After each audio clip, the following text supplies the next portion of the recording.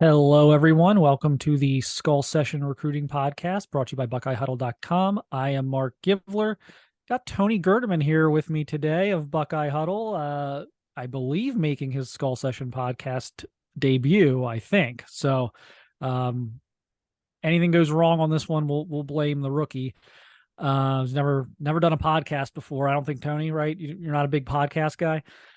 I'm more of a stage person. I like to do stuff live and in color. Yes.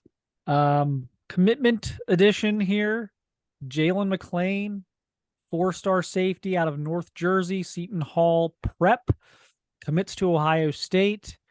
Notre Dame, USC, Oregon, Penn State, all those schools involved with McClain.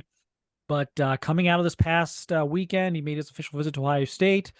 That blew him away. Becomes a Buckeye shortly after. This one's interesting to me on a few different levels. First of all, he's not one of the most talked about safety targets they've had, which, we've talked about him obviously a lot and we've given kind of updates on him, but I think a lot of the curiosity and fanfare has lied with like KJ Bolden and Peyton Woodyard and those guys. So to get their first safety on the board in Jaylen McClain, I think a lot of people didn't maybe see this coming as like the first guy in, and but he is. And Tony, I know you like your recruiting as much as the next guy. Should this start to maybe ease people a little bit as like, hey, they're going to recruit some defense too? It is nice to see that there is now a third defensive commitment in the class. And, I don't think it's all that unusual if you look back, like maybe the last 20 years of Ohio State recruiting, that one of the first defensive recruits is some kind of a safety under the radar that you're not thinking of, like going way back, like a Nate Oliver or something, where just somebody out of the blue. And with Jaylen McClain, obviously, there are plenty of, he's got big time offers. He's got high 4-star offers, 5-star offers, actually, if you look at it. But when, he's 6 foot, like 190 pounds, plays pretty much anywhere in the secondary for his high school team.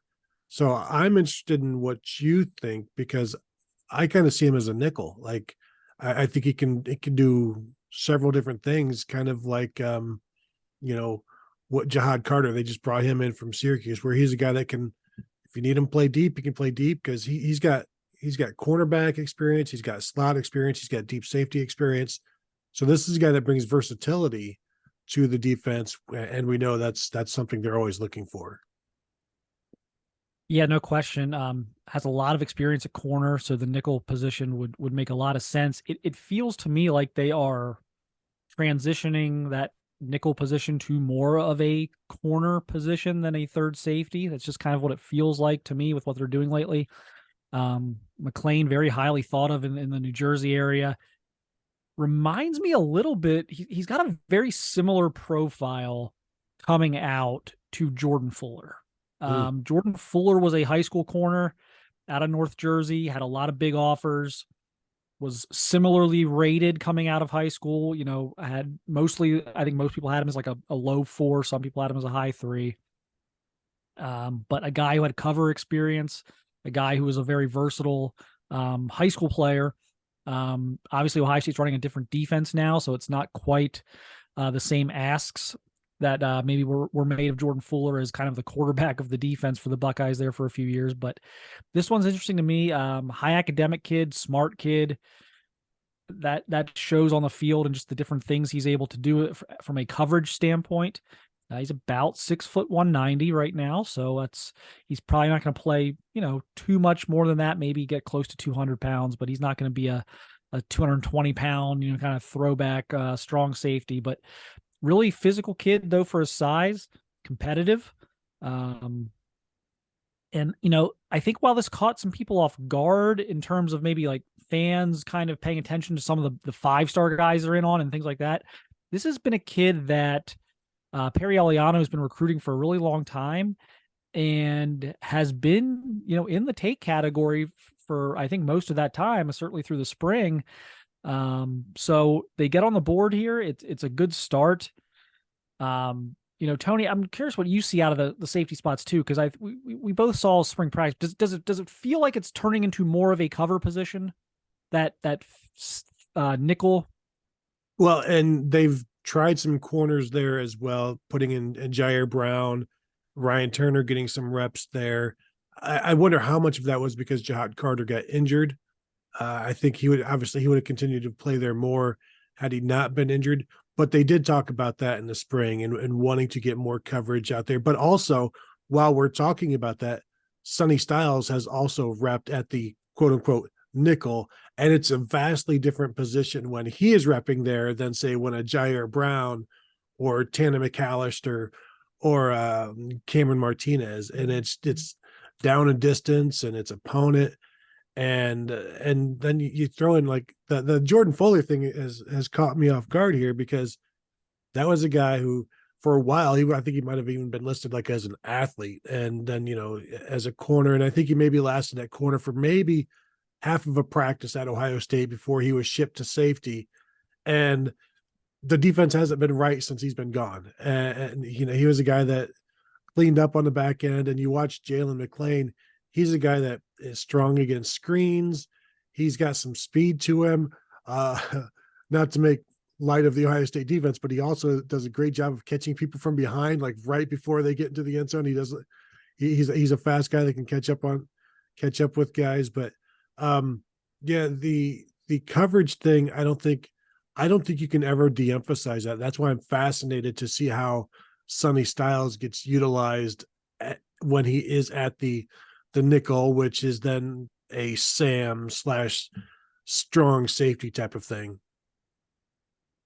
Yeah, that'll be kind of the one thing to watch. I think one of the things to watch on defense this fall is kind of how they deploy that position. And I still have a sense that a lot of this Sonny Styles stuff is all show right now, and we're going to see him used in the fall like we've never actually seen him used during practice viewings. I feel like they're cooking some secret stuff up there for him, but we'll see. We'll see if that comes to fruition. But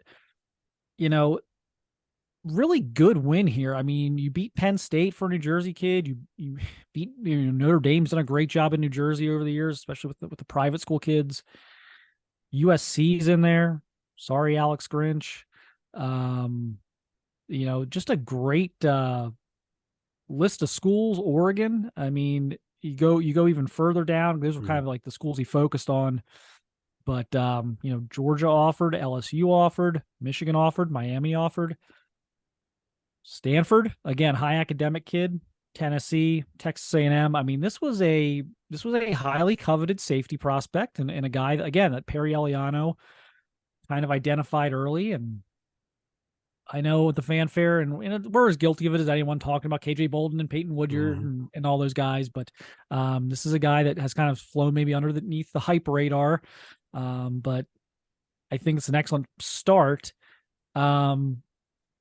I think the question now becomes, this has been one of my questions, how many defensive backs are they willing to take? I've set the base number at 6, and I think it will not be less than 6. It will be 6, maybe push to 7 if they can get the right 7 in the right mix. That would be my guess. I mean, Tony, you've got a pretty good grasp of the current roster. It just feels like they've, between the portal and guys maybe not panning out and other guys, kind of graduating and everything else, it just feels like they're in a position where they've really got to turn over the secondary from a numbers perspective. Yeah, and I also think if you go back to the 2020 season, Ryan Day never wants to be in that position again, where you're playing Alabama in a national championship game and you have to put 4 linebackers on the field because you only have a couple of healthy defensive backs by that point in the season. Granted, there was COVID going on as well, but I don't think that ever leaves you, like the helplessness of not having enough defensive backs. And I don't know what they expect their hit rate to be, but you can't expect it to be 100%. So you've got to overshoot. And if you're going to be playing 2 corners and perhaps wanting to rotate them, and then you've got a nickel and the versatility that you're looking for, you're starting 5 defensive backs. I mean, if you take 5 every year, you're not going to hit on those guys. But of course, you've got some reinforcements. I almost feel like we know this is going to be a large class. And so I think they're going to take it as, 6, 7, like you're saying. I just don't think they ever want to catch themselves short again, because as we've also seen, they did good. They did well in the portal this year with Jihad Carter and Davis Nigbenosin, but with the year before, there wasn't anybody really for them, or they weren't able to get anybody. I don't think you can rely on the portal, and that's always maybe a kind of a last gasp, a second chance, if you will, when you miss in the recruiting. But yeah, I think you take as many as you can get that aren't reaches, and that's the other thing. You might save saving a spot for somebody that has some high upside that you like, but if you reach too many, then those guys are going to be hitting the portal because they're not going to play, and then you get or worse yet, they stick around and never play or are forced to play. And so yeah, I just think you take a bunch because they play a bunch. And going back to the Penn State offer, Penn State has done really well at safety, and this is a kid that Penn State wanted at safety. So I think kind of going back to the Urban Meyer when he would watch who Michigan State and Wisconsin offered because they developed their players so well. I think Penn State with their safeties is another thing to watch out. Yeah, it's again, I think it's gonna be at least 6. And my breakdown at 6 was probably like 3 corners, 2 safeties, 1 kind of flex guy who can kind of end up at either spot. If this goes 7, I think you're looking almost at like a 4-2-1, or even maybe I don't think a 3-3-1. I don't think you'd want 4 guys going up at safety, but maybe it's just a straight 4-3 at that point, and you take 4 corners, 3 safeties. But this signifies to me that the number may really be 7 and not 6, because certainly nothing has happened yet that would make you throw in the towel on your other targets. So you're still fighting for KJ Bolden. You're still fighting for Zaquan Patterson. You're still fighting for Peyton Woodyard. You have the 2 Ohio corners in Bryce West and Aaron Scott. And then you have the 2 Ohio safety athlete guys in Reggie Powers, Ryan Nichols. You got Zabian Brown coming in this weekend from Modern Day, who they've kind of felt they have a chance with. You have Kobe Black out of Texas, who you think you're in the game with. So the fact that they are taking McClain now tells me 2 things. Obviously, it tells me they really like Jaylen McClain. You are slow. If you don't really love Jaylen McClain, you are slow playing him right now because you have all of these big fish out there still, and no one has told you no yet. So you really like Jaylen McClain that you're taking him now. But again, I think it shows maybe like, hey, this could be trending toward 7 defensive backs. I think they need. I think you worry less about numbers as far as going over. The portal's going to take care of that. The NFL draft, obviously, if you keep sending guys to the NFL, is going to take care of that. But to your point earlier about not wanting to get caught with a low number defensive back, I mean, wasn't there a year there where like maybe it was 20 and into 21 where the roster imbalance was like 50 some offensive players and like 30 some defensive players, I think, as well. I think they got into a year or two like that. So I think they're still trying to balance the entirety of the roster. Yeah, and not to go way off a tangent, but they had to add some defensive linemen in the recruiting class in the 2023 to kind of catch up as well, because it's pretty thin. It was pretty thin there.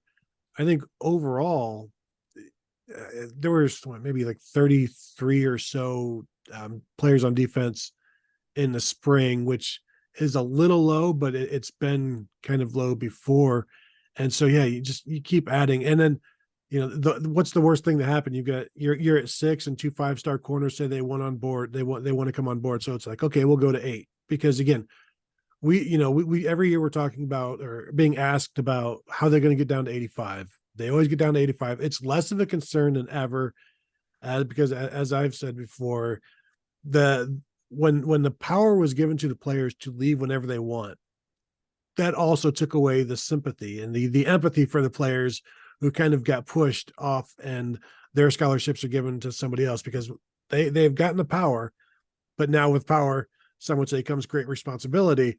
And that responsibility is now you've got to go find another place to play because we've recruited over you basically. And coaches now have more freedom to be a little bit more bold with that.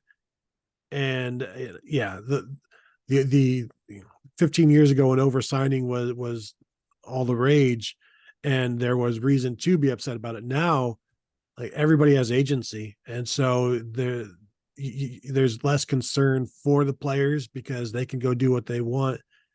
And, do you think, because I'm with you, you accept this commitment super early. I don't feel like this has taken somebody's spot. Like it was between, say, McClain or Reggie Powers. Like I don't think you force somebody out this early. Now things can change, but it's like when you offer a guy at camp and it's like, oh, camp offer. Yeah, they saw him in person and they loved him. Like this early, this is a level of love basically in the recruiting world. Yeah, and that's been a popular question that keeps getting asked of me on the board, is on our message board, BuckeyeHuddle.com, is just well, what is this kid? Is this kid taking this kid's spot? Well, it's like, well, we're talking 6 or 7 defensive backs, and this is like one, so no one is losing a spot today. But Mm-hmm. here we go now. I mean, you pick up another 2 or 3 and it's, someone is eventually going to get, the music's going to stop and someone's not going to have a chair.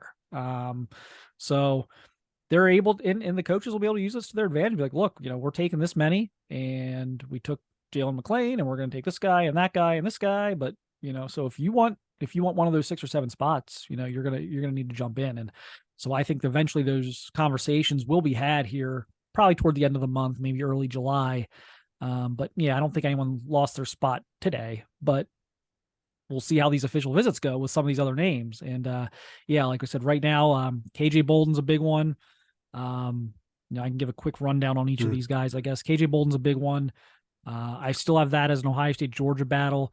Georgia sources fairly confident there. And, look, when Georgia's pretty confident with a recruit, you have to, take note of that. But I've had one person now that kind of remind me over and over again, like, look, Georgia does feel good. They probably should feel good, but Buford kids historically will go anywhere.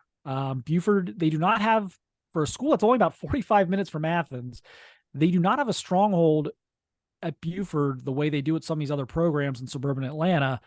So Buford's always been a bit of a wild card. So we'll see where that one goes. Peyton Woodyard will be visiting as well this coming weekend. So both these guys on campus. Georgia commit, early Ohio State lean.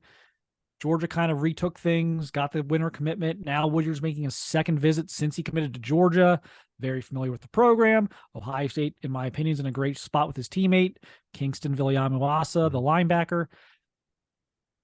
I'm not going to make any individual predictions on Bolden or Woodyard, just that I think Ohio State's going to find a way to get one of them.